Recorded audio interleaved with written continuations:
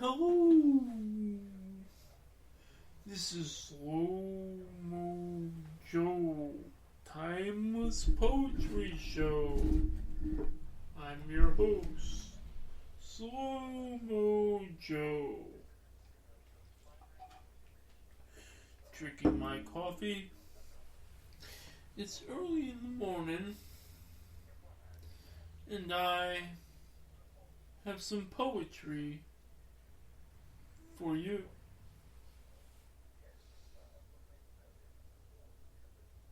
I woke up listening to The Raven by Edgar Allan Poe, and I had the niche to do some podcasting. And shout out goes to the Monday Night Podcast of Joe's Writers Club. My friend Richard Andrew does some podcasts on Monday through Friday about writing, but on Monday it's about poetry. And it's Joseph, not the Joseph, but Joe's Writers Club. But let me get to the poetry. The Road Not Taken by Robert Frost. Two roads diverged in a yellow wood, and sorry, I could not travel both. And be one traveler, long I stood, and looked down one as far as I could, to where it bent in the undergrowth. Then took the other as just as fair, and having perhaps the better claim, because it was grassy and wanted wear, though as for that, the passing there had worn them really about the same, and both that morning equally lay, and leaves no step had trodden black. Oh, I kept the first for another day, yet knowing how way leads on to way, I doubted if I should ever come back. I shall be telling this with a sigh, somewhere ages and ages hence, two roads diverged in a wood, and I took the one less traveled by, and that has made all the difference.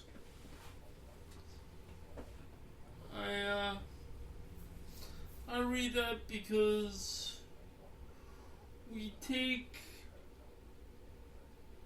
it's, as what Rowdy Roddy Piper would say, or Hogan would say to Piper, the high road or the low road.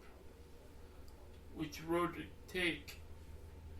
Because we may take two roads and we have to choose which direction we go. And that is just as life. Life makes us choose which path to take.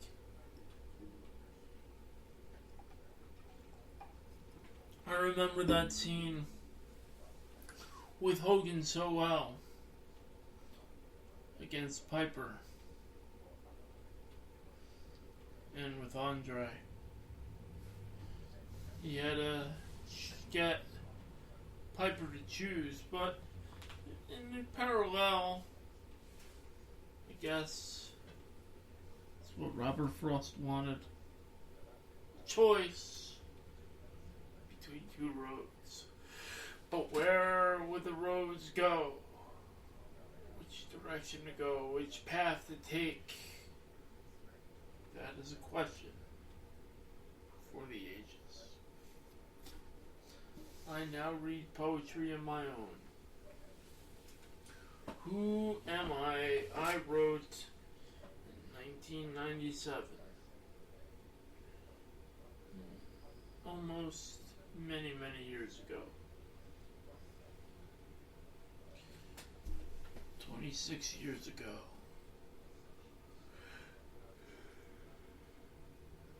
A little bit tired waking up, but I'll get through this. Just as I have many, many times ago. Who am I? Just like a storybook, I am a fairy tale. I appear to surprise many when it comes time for the end. When I wake up, my day is intended to be enjoyed. I prepare myself to be in a good mood. I continue to seize the day, as if light during the day shines. As I approach others, energy builds inside me. I'm not having fear with talking to others. I'll show them I want to produce by having a good day. Maybe my happiness will rub on to them. Then I continue as more energy from beyond builds inside my heart.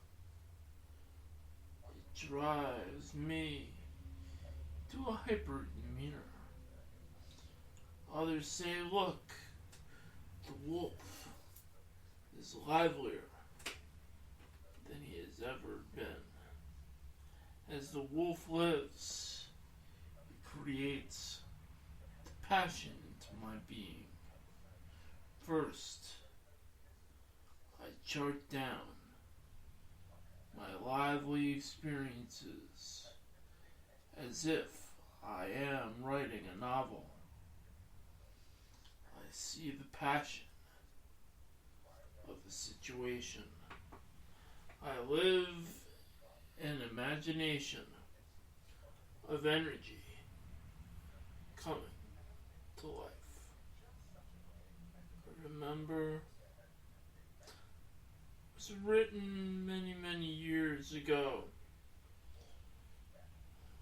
It was for an assignment. They had us reading poetry and writing poetry and the like.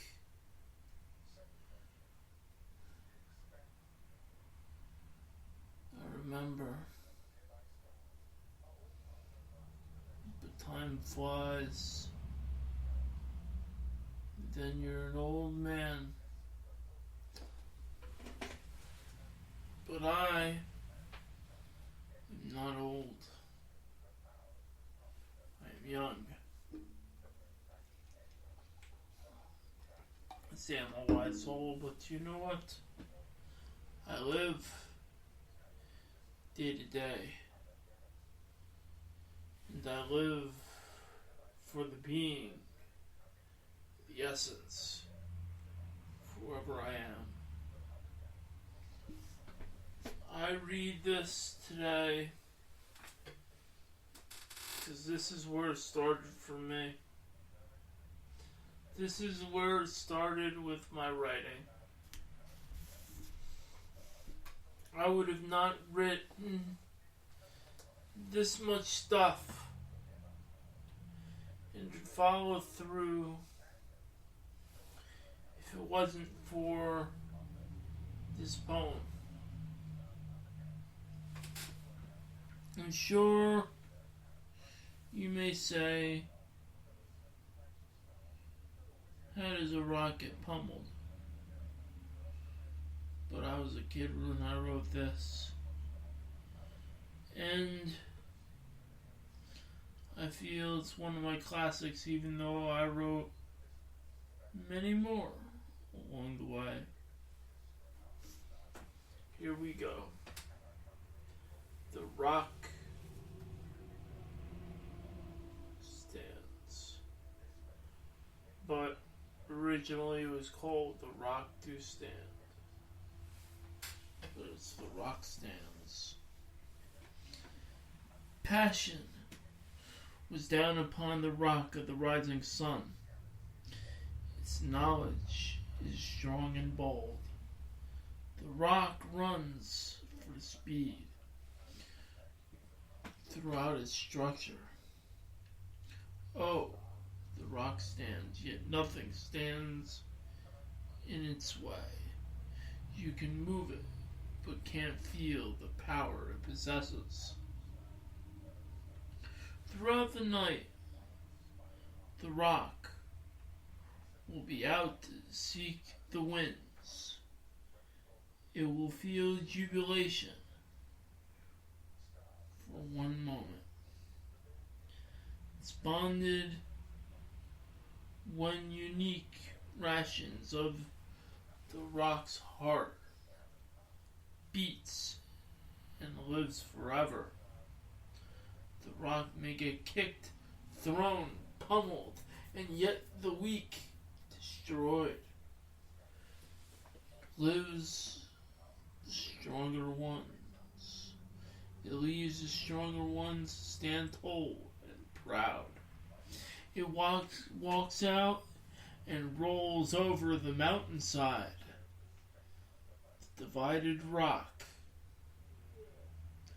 unifies at the end into one bond in glory. I don't know what I was talking about there, but it was a good one. I guess it's symbolism. We have to be like the rock to go through many, many trials and tribulations, and we gotta stand forth and stand good. So that wraps up this part of the podcast. This part is plugs. I am going to plug Wolfman Joe Toys and Media. On the internet, they're an eBay brand. They have Wolfman Joe Toys and Media and Wolfman Joe Toys and Media too. They are a brand where they sell many things from albums to records to books to DVDs and many of the sort. Check it out. Also, check out Joseph Vivaldi's various works. It's me. And check out many stuff on Amazon and Audible. And check out this poetry book, Apparitions of a Warrior, by Joseph Vivaldi. So I'm wrapping it up. Have a good day. We'll keep you along. It is almost at the 15-minute mark. I know this might have been low, but I do what I can. And I don't want to wake anyone up. Have a good day.